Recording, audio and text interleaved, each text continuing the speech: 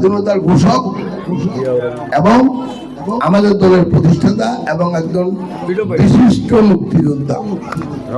আর অন্য একটি দল তারা কি স্বাধীনতার পক্ষে ছিল? তারা স্বাধীনতার পক্ষে ছিল না।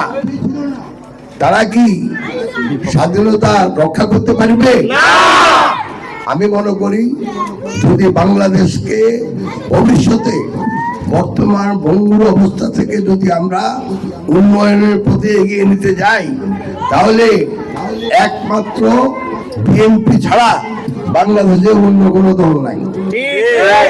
এবং যদি আল্লাহর রহমতে আপনাদের দোয়ায় যদি বিএনপি ধানের শেষ নিয়ে জিতে, তাহলে প্রধানমন্ত্রী কি হবে কে হবে আপনারা জানেন? ফেনীর নাতি।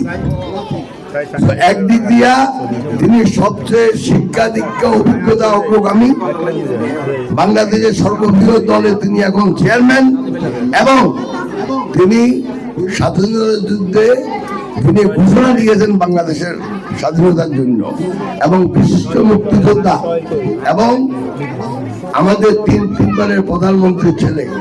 তার শিক্ষা দীক্ষা অভিজ্ঞতা সবকিছু মিলে বাংলাদেশের সবচেয়ে উপযুক্ত প্রধানমন্ত্রী হবে জনাব তারেক রহমান সাহেব। অতএব আপনাদের কাছে আমি আকুল আবেদন জানাচ্ছি, আপনারা দয়া করে ধানের শীষে একটা ভোট দিয়ে আগামী নির্বাচনে বিএনপিকে জয়যুক্ত করবেন।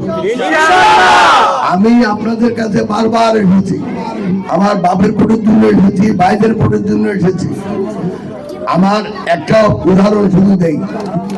আমি আমার পিতা যখন উপজেলা চেয়ারম্যান হয়, তখন তিনি একবার, আমি যখন দেশে এসেছি তখন তো আমি প্রতি সপ্তাহে আসতাম, উনি আমাকে বললো যে বাবা আমাদের উপজেলাতে মোট ৯৭টা সাঁকো আছে, ছোট বড় মিলাই।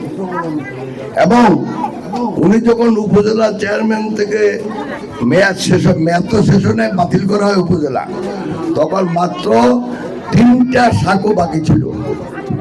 তার ভিতরে একটা আমুগুইয়া হাটের কাছে যেটা, সেটা অলরেডি কাজ আরম্ভ হওয়ার কথা।